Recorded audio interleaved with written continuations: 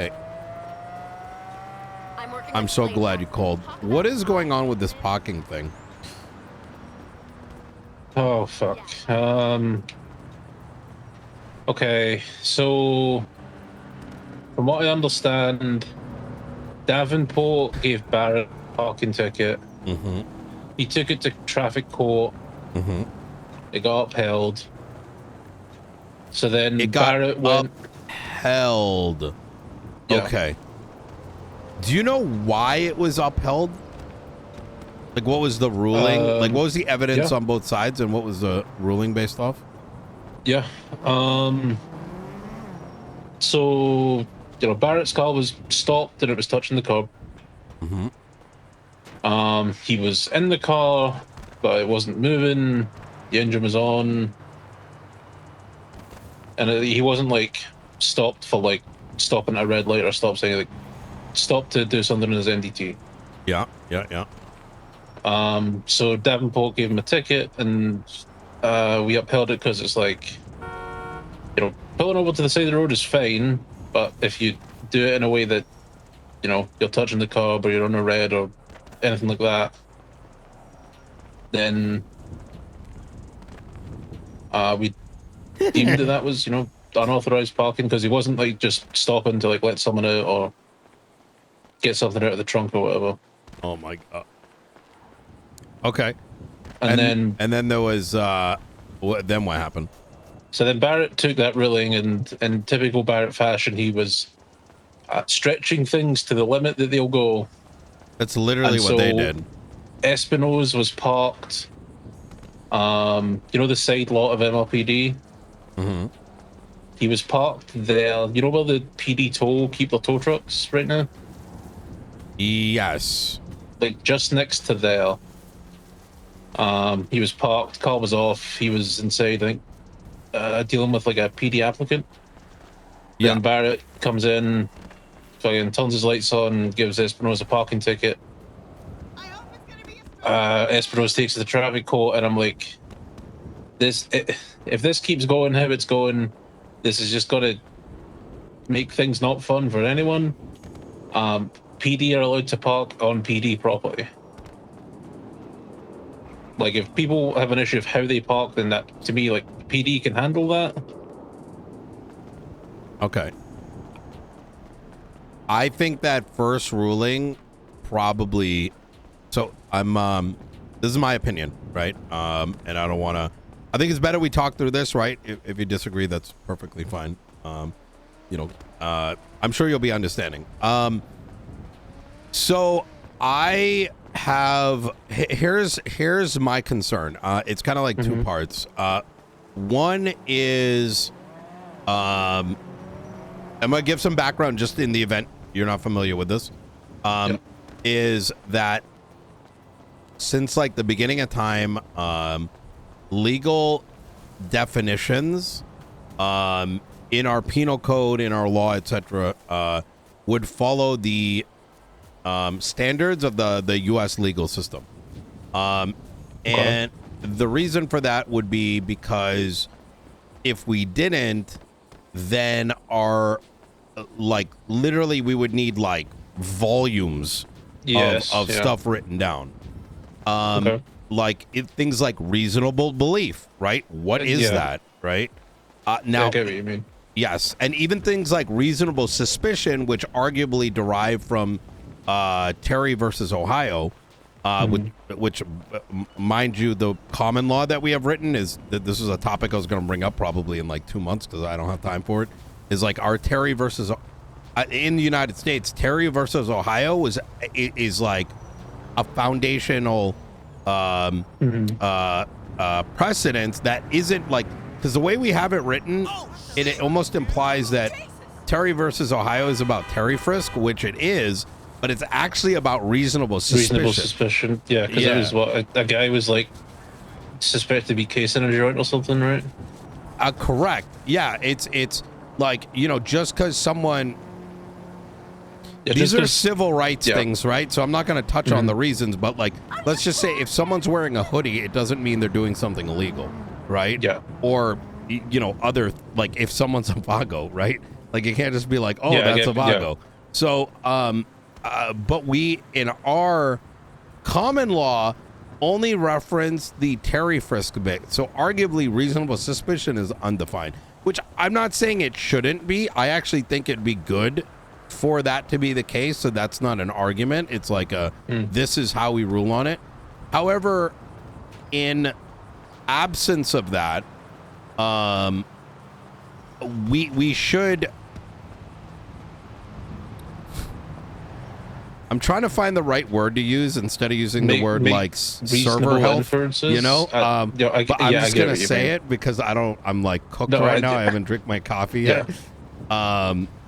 Is like that should be an expectation because otherwise it's a shit show, right? And I'm a big and once again I'm a huge technical nerd, right? I love technical arguments in law. However, like technical doesn't mean grammatics, right? Because grammatics are just like, you know, just not interesting. Now, I do think that this is a good technical argument, right? But the concern I would have is that parking in U.S. law is about there's parking, there's standing, and there's one other. I forgot which one it is. Idling or something. Idling, Barrett did make that in his argument. It's like and. So I will say, you know, so Beric was the one leading it, and then I showed up. I was awake with not enough sleep, and Beric had been awake for way too long, and it was a case of like, how in the weeds are we going to get with this? I absolutely agreed. Absolutely agreed. And look, we've had this conversation before. It is what it is. You know what I mean? I think it's better to post facto think about it rather than get too cooked on whatever was decided, because at the end of the day, shit ain't that serious. Like, you know what I mean? I also like mentally, I don't drive, so my perspective on things like that is not what most people's are, probably. Understandable. So in lieu of that, right, and is that my concern is, I get it's okay. I'm trying to be like extremely like charitable on every perspective, right? Is that understandably a singular ruling shouldn't be the end of the world. The problem is that with our new, like, at least it wasn't at one point in time, right? You know, like in that.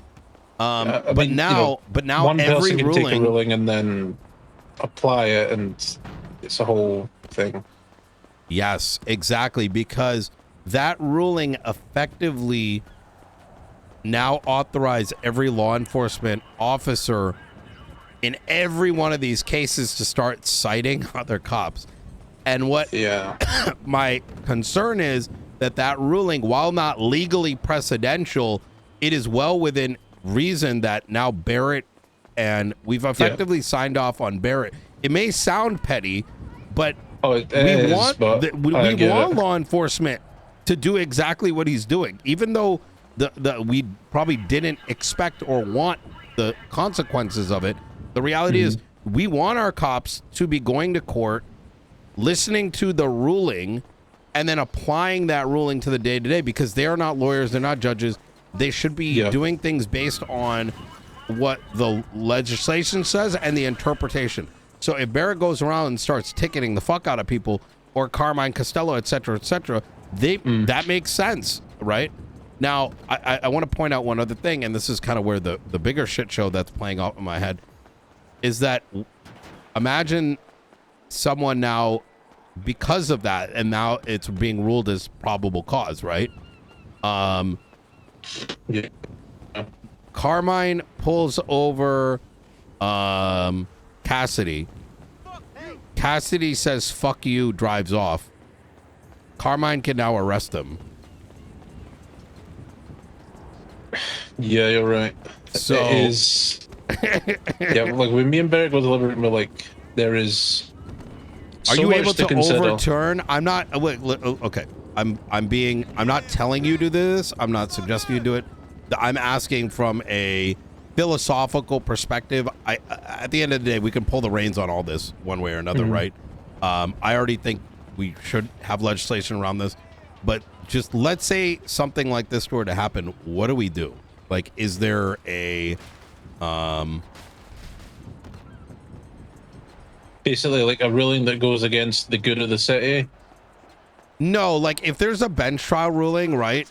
This is the kind of the cooked thing about bench trials in our new framework, right? Is can a bench trial be overturned? I don't like that idea. I'm just saying it out loud, but I think there are circumstances in which they can, but if it is just I want another judge's opinion, then I don't think that's enough. I think that's the same that should happen with search warrants. Hello? yeah. It should be as there an egregious failing of something here that can be pointed at, rather than I don't think there was PC.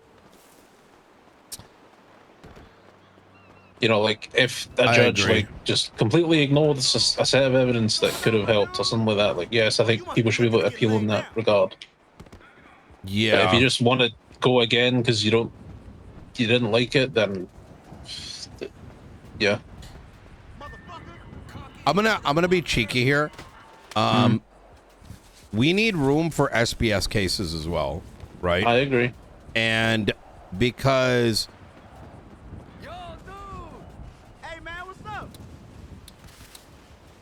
and this has been a thing for like, forever, right? And I'm sure you've seen it where it's like, let's say you have the clowns in a court case. And actually, I'll give you a perfect example. Back in the day when I did a lot of defense, like 7 years ago or whatever, I would go into a courtroom and, my clients, the police were dealing with a situation that they believed was extremely serious. Understandably, Right. like a murder or something like that. And so they've now invested like 20, 30, 40 hours, whereas understandably my client literally just murdered someone and then went about their day, right? Yep. So the effort on both that was a little lopsided. Understandably, on one end, it was the effort, and on the other end, it was the consequence, right? And there was times where like, you get murdered, that's like 30 years potentially, right? Yeah, I mean, I've got a model case tonight. Oh shit. Oh, wait, is the Edgar one today? No, that's on Monday. Oh, gotcha. I've got one where a member of the Raiders allegedly killed a doctor or a former doctor. The one without the hand? I don't know if they don't have a hand. I don't know either of that. Jesus, it wouldn't be the first time.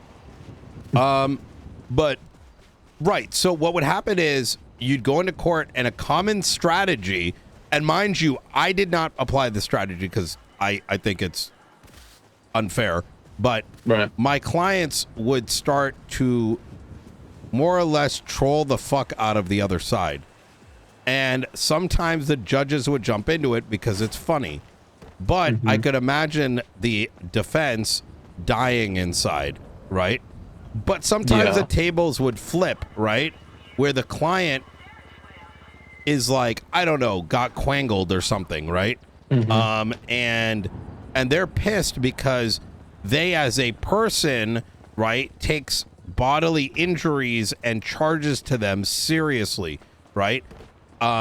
More serious than someone else, right? Someone with like a huge record who doesn't give a fuck, versus somebody like Tessa probably doesn't want even a single parking ticket. Understandable, that's a prerogative, right? So they come in with energy where they're looking for recourse, and on the flip side, like the PD's just like, oh my god, what a pussy, like, like Tessa, like it's just a legal violation, right? And so, and I don't think this happens anymore, but I'm gonna highlight it.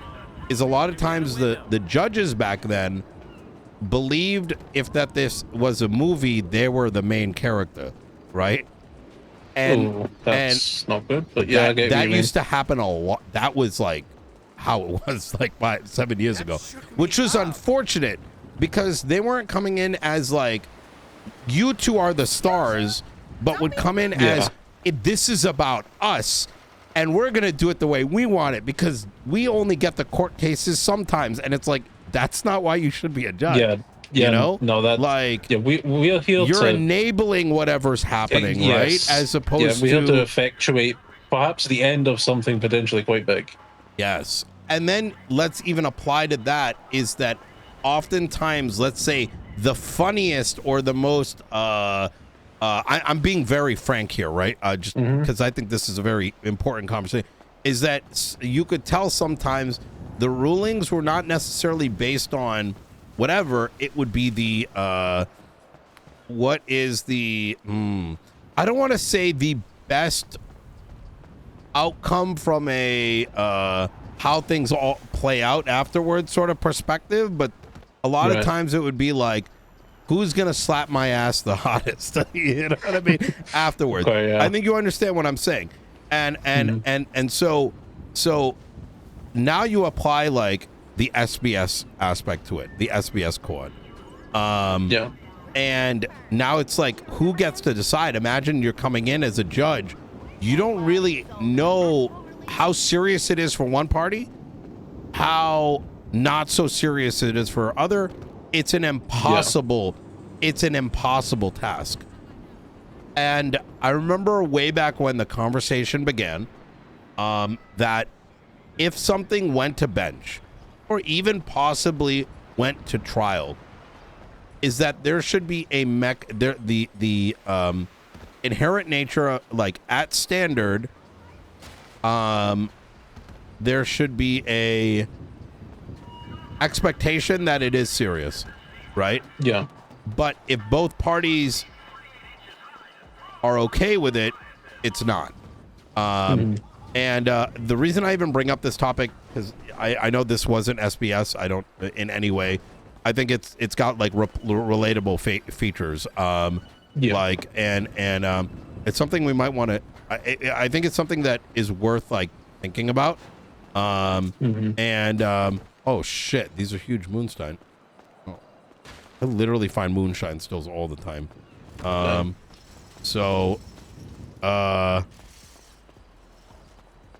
Anyways, look, I'll talk to Barrett. I'll tell him to chill out. I think what you said makes sense.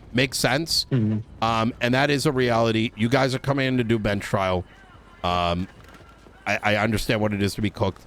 And then sometimes the side effect of it isn't seen until the other side starts reacting to the ruling. So I don't know. The reason I called, by the way, is, did you see the docket last night? Yes, I read it this morning. The McNee. Yep. Yeah, that's kind of unfortunate. From what I saw, I thought he was a pretty extremely neutral individual, so I'm a little saddened that he's stepping down, but you know. Yeah, for me the frustration comes from the way he did it, not that he did it. He sent us a message being like, no, I'm done, peace out, and then requested his tags get taken. Yeah, that I wholeheartedly agree, and I think that's a big part of it. It's not just because I think he brought a lot of good perspective when he was available, but I agree with you, is that just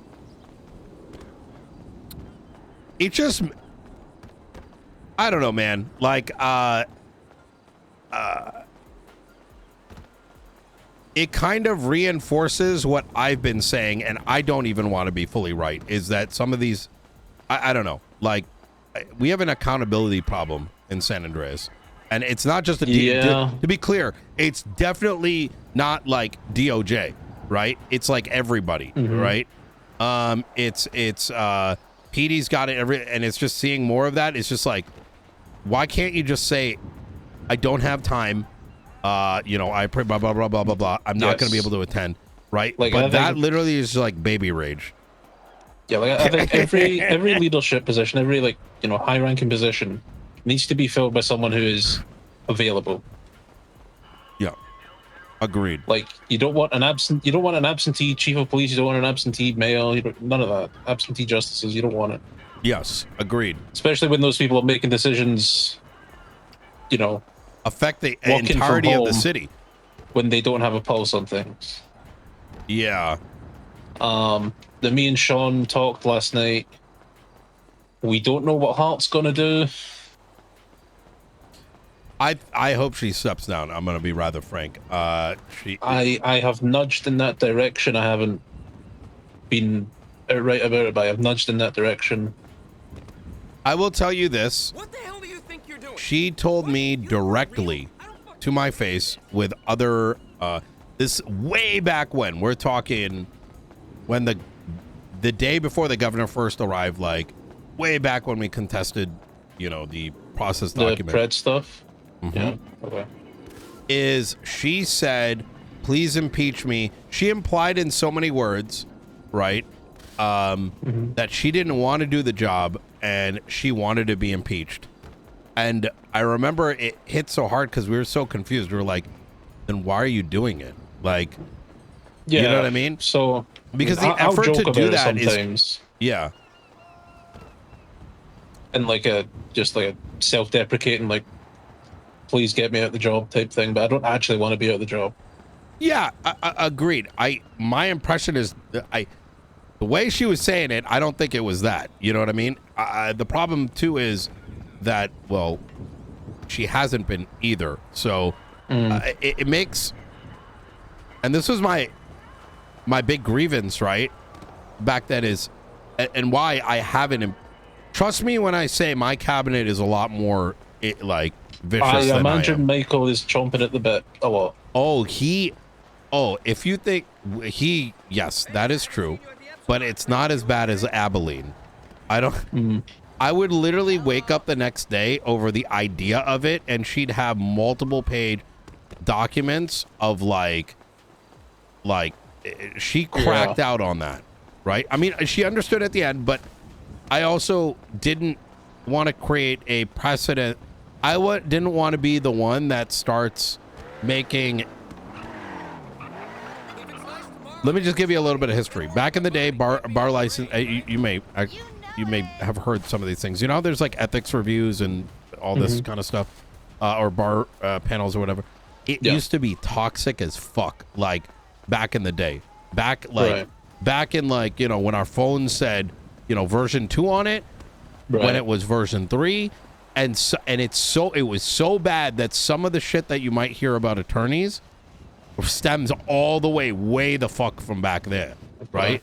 Because literally what would happen is that the lawyers would get bored, right? There's no better way to put it. Like they had like no cases or whatever. They would literally spend all day like fucking each other over, right? Well, actually they'd sleep with each other, and then they would take each other's bar licenses away. That was like what it meant to be a lawyer for like 80% of the veteran lawyers. Like, and you would see court cases go up, and then the attorneys would change 3 times over because they'd all keep losing their bar licenses. And Jesus fucking Christ. Yeah, and so knowing that, I never wanted to create an environment where ACRs and impeachments. Sort of same thing happens. Yeah. Yes, exactly. Where that becomes like the de facto manner of. Sometimes it's egregious enough. It's good, right? There's like the balance. I think ACRs and impeachments are good to highlight like even a poor decision. However, but that shouldn't be like the first option, right? But anyways, I'm kind of just like ranting at this point, I guess, mostly out of like what do we do sort of reaction. So me and Sean talked last night. We have, you know, I wrote a message to her and I'll email and been like, you know, because she had indicated like 5 weeks ago that she might want to step down. So I'm kind of like, hey, is this still something that's going to happen? You know, might be the right time for it, given that Weiss and McNeil are gone. Yeah. We got the shed prepared. It's like, come on over. Yeah. Yeah, I mean, then we've got people lined up to take the spots. It depends, you know. If Hart doesn't step down, then we might change it to be a supermajority vote, but even that I'm worried about because there's 3 of you. Yeah, me, Sean, and Hart. So if Hart votes no on someone to be a justice, then they don't become one. I want to be open and transparent about something, and it's because I want your genuine opinion. I I am of the belief that in order to maintain true dissension, justices should be appointed through a mechanism similar to what the governor was alluding should be the mechanism for the director and the warden, to expand or at least underline what my interpretation was, and what I would suggest is that we are currently in a place where none of us have the tenureship to have, like, no one is Crane, right? Nobody is like Bob Smith, right? Like, it's just, there's a lot of missing information there, right? Which is why we got to be working together more, because we all have little bits and pieces, right? Yeah. As a consequence of that, even all the way down to a magistrate to a judge, what makes a magistrate good, what makes them ready to be a judge, is going to be fundamentally subjective, right? Subjective in the sense that, like, without going into detail, I think it's going to be rather subjective. I personally think that magistrates to the judge position should not be one in which a decision is made at a high level, but rather it is made in part. And what I mean by that is there should be a standard by which a magistrate, after having done X things, right, or a collection of things, right, like even if it was like a point system, right, you need 100 points, you know, and it's like 5 points for a bench trial, or however you do it, which actually spitballing isn't the worst idea ever, right? So people aren't. It's not bad. And then once you get there, you become a judge. The mechanism by which, now one could make the argument that what if some dumb fuck becomes a magistrate, right? Gets voted in, which is reasonable given our population levels and all that, and not many people going for mayor. You may end up Some would argue it's already happened, but yeah. Sure, exactly. But I would say that's okay, because we have the mechanism of impeachments, right? And that is a very representative, democratic way to keep people in line. So, for example, I know like Moose Knuckles, right? I know there's a lot of controversy, let's just say, around him.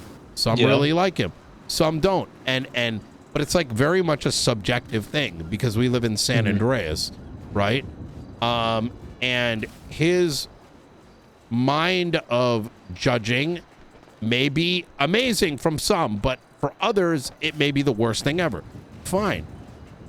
If he makes a gross ruling that has detrimental effects, and, right, there's the appeal process.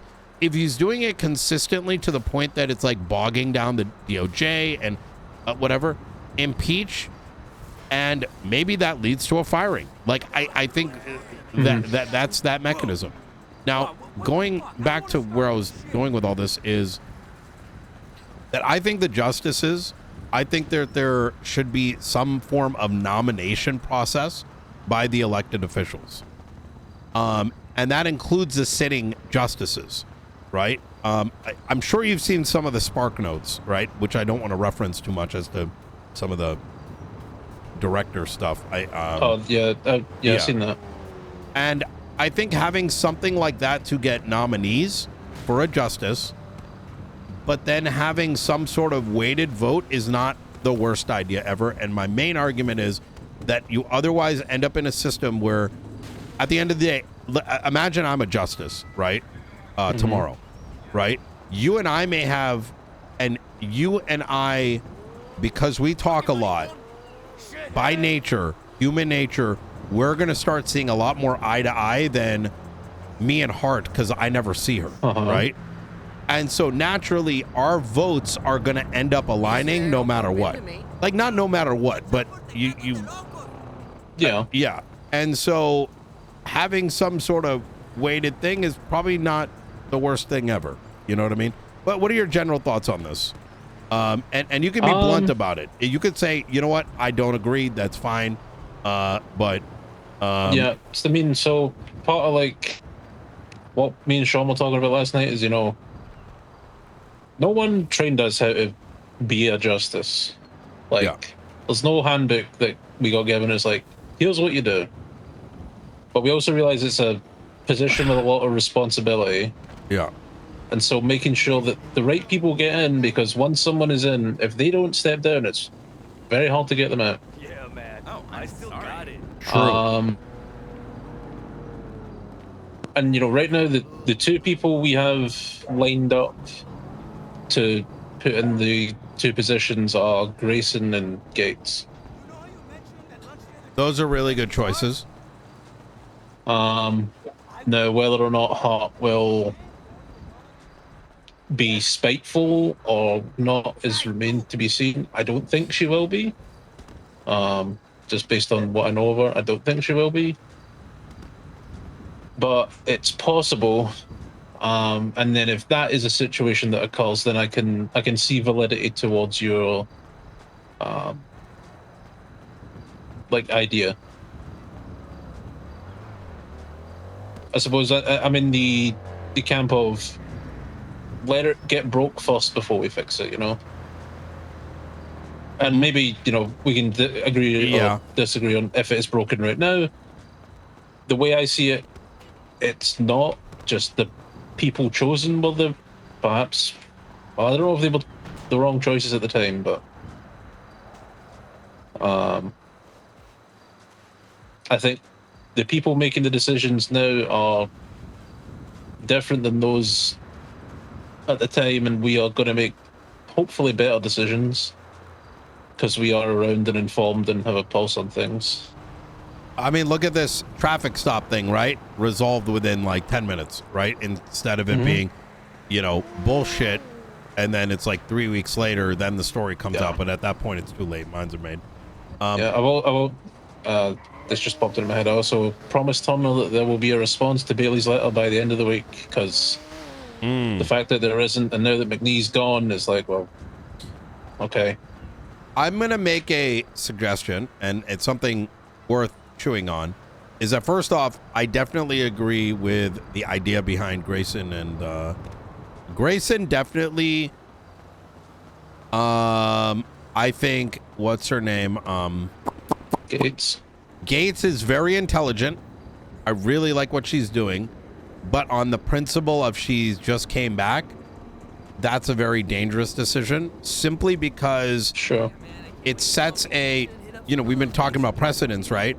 Is that there should be a, because you were put in this position too. I think it's kind of shitty that you were thrown into it the way that you were.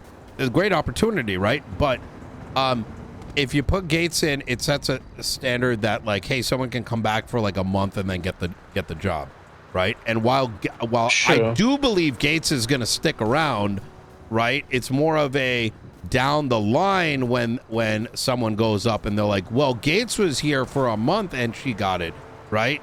It creates a bit of a conundrum.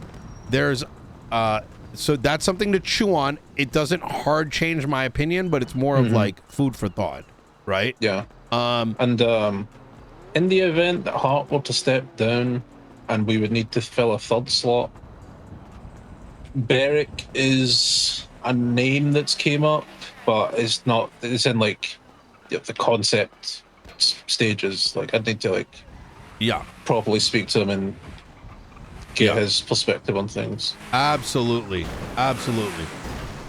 Hey, you guys need this spot? All right, where we're there's another thing worth chewing on, and I would say why justices hold a lot of. Why do y'all need 5 justices? Should it not scale based on the amount of judges? I mean, why not have 3? Because at the end of the day, I genuinely believe that there should only be 3 justices right now, given the number of judges and magistrates. And by having 3 active judges, right, and technically between you and Sean, your decision making is like this. You're the majority, right? Your decisions happen like this. And so, and because you have quorum right now, and so, as such, you're able to be like lean, right? And so, you're building up you build up the judges, let those guys start doing the work, right? And as the number of judges, active judges, I think that's a key word, right? Start to expand now, and where their quality level is that of, well, okay, they're not going to be the quality level of Gates and Grayson right away. They got years, right? But you get what I'm saying is now I feel like at that point is when it's worth having a conversation of like, yo, let's get our fourth, let's get our fifth, right? So it's not a umbrella, which it has been for a while, right? The 5 justices, but it's like almost like a 1-to-1 ratio. It feels like, right? But it's something to consider. Like I question why 5 is even needed, right? It's so like the reason Grayson and Gates are being considered, not just because of the competency, but they were forged in a different file than me and Sean have been. And I think them being in the same position as me and Sean, being able to make the same sort of decisions with me and Sean's perspective, it gives us the it's like an oxymoron, foundation at the top. It gives us the leadership in place to then come up with a better way to expand the judiciary, like you were saying, to properly train judges and magistrates and lawyers and whatnot. That's a really good argument. So what you're saying is the decision is that they're bringing a lot of tenureship, and that tenureship is very much desired. Okay. Yeah, like Liz has spoken many times about the authority and respect and fear that Labar and Ardston would put in people. And I'm not going to blow smoke up my own ass. I don't have that. I don't think Sean has that. But they know what that was like, and they know how that was fostered, and it can help bring things to make the department less on fire than it is right now. That makes sense. The justices that have been, it was Angel, Hallow, and Hart. Angel became a justice in this version of our economy. Yeah. Then Katie became a justice in this version of our economy. So did I. So did Weiss. Like, all of us have been sort of forged in this fire, and not a lot of translation happened. So I think having those two in the positions would bring a good mix. You know what? That makes a lot of sense. As well as, just for logistics sense, time coverage. Yeah. Like, between the 4 of us, I think we could cover the entire 24 hours in the city. Yeah, that'd be really good. Okay. Well, you know what? I'm gonna let you do your cooking. I think going back to the traffic stuff, I think the way that I'm gonna take it in is we have a hole. Let's fix the hole. The bill stuff passed. It's been 3 days. Oh yeah. I'll, once I'm not driving up the highway, I'll get that put in. I'm going to be pushing the first bill today. I'm going to talk to Princess about this too. But I think we need to get rid of that contest clause where it's like this additive bullshit that Weiss suggested. Because otherwise it's going to take 5 years to fix the legislation. The TLDR being every piece of legislation makes the context period multiplicative. So, which made sense when we were doing massive documents, but only made sense because our justices were fucking useless, right? Instead, I want to remove it, and then down the line, possibly put another bill in that may cap it to like 7 days, right? Point being, like, if there's like X number of bills, it maxes to 7-day contest window. My argument would be, if you're gonna, because the main reason for expanding the contest, right, is give people enough time to read it, right? Yeah. Which makes sense. But if you're reviewing bills, 7 days is enough time, right? Like, even if there's like 10 of them. If it becomes problematic, I think reintroducing it makes sense. But my main thing is, like, imagine we fix the penal code over the course of 20 bills, right? Right. That's going to be a month and a half. I think it enters into unreasonable. So I agree. And then in terms of the traffic stuff, I'm already writing ordinance stuff. We're cooking heavy on that. So y'all will see that soon, and we may even voluntarily expand the contest period on it since it's such massive changes. Yeah. Okay. So, anyways, all right. Good chat, Murray. You too, Nino. All right. You take care. Bye. All right. Yeah. Bye.